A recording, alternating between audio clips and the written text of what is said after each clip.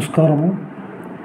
ఈయన మనందరికీ సుపరిచితుడు గడ్కరీ గారు అంటారు. మహారాష్ట్రకు సంబంధించినటువంటి వ్యక్తి.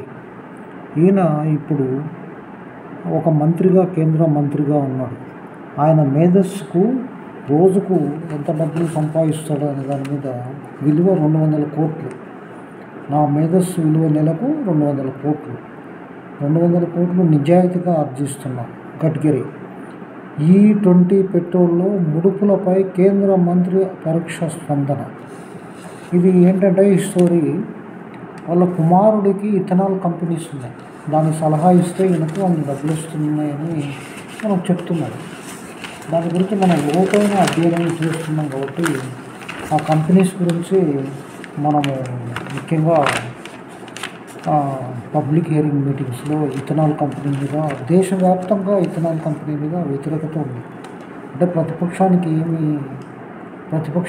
పని లేక ఈ విధంగా వ్యతిరేకత చేస్తూ ఉంటాయని, దాని యొక్క స్పందన తెలంగాణలో జరిగినటువంటి నారాయణపేట జిల్లాల్లో కానీ, ఇంకా రకరకాలైనటువంటి జిల్లాల్లో కానీ మేము మీటింగ్లో పాల్గొనడం జరిగింది.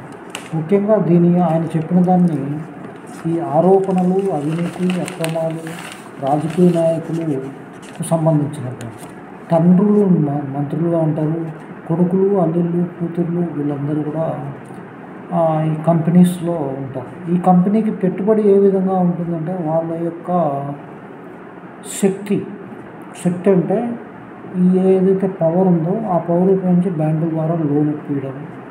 నెక్స్ట్ ఇంకా ఈ యొక్క వాళ్ళతో అవసరం ఉన్నటువంటి, ఇప్పుడు ఈయన జపమాల కాదు కానీ సాగరమాల, తర్వాత రోడ్లకు ఇంటర్ కనెక్టివిటీ, రోడ్ల యొక్క అన్ని దాంట్లకు అధిపతి. ఇలాంటి వ్యక్తులు ఎవరైనా పెద్ద పెద్ద ఇండస్ట్రియలిస్టులు వస్తే వాళ్ళు తన కుమారుని కంపెనీలో కాంట్రాక్టు కానీ ఇన్వెస్ట్మెంట్ చేయడం కానీ అదొక చట్టాలు ఉన్నాయి.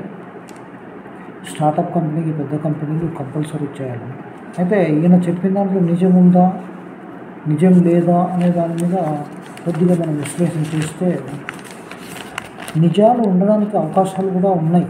ఎందుకంటే ఏ బిజినెస్ చేయాలన్నా పెట్టుబడి అవసరం.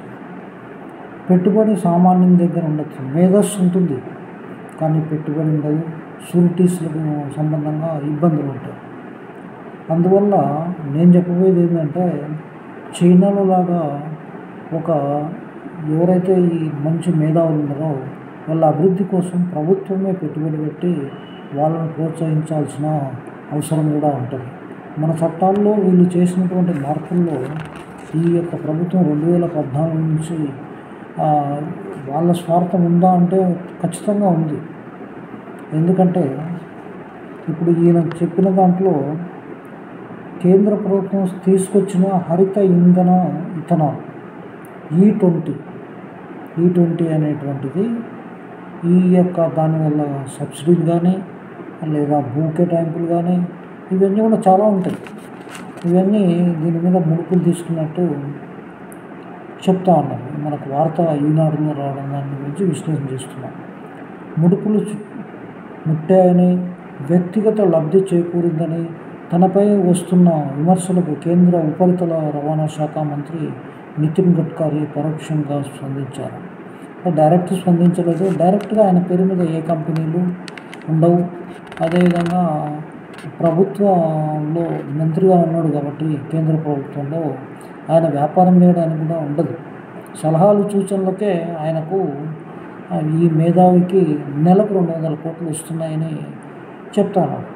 అది ఎంతవరకు నమ్మాలా నమ్మద్దా అంటే ప్రజల విజ్ఞతకు మన వదులుతున్నాం.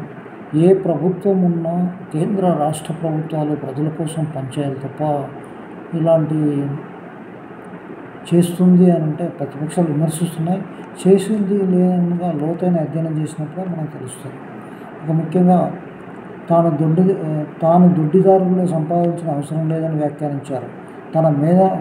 తన మేధస్సు విలువ నెలకు 200 కోట్లని నిజాయితీగా ఆర్జిస్తున్నానని చెప్పారు.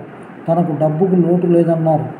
చౌక ప్రత్యామ్నాయ ఇంధనాల వనరుగా కేంద్ర ప్రభుత్వం ఇథనాల్ కలిపిన పెట్రోల్ను ప్రోత్సహిస్తుందని, ఇది ఇక్కడ మనము గమనించాల్సింది. ఇది కొత్తది సంబంధించింది.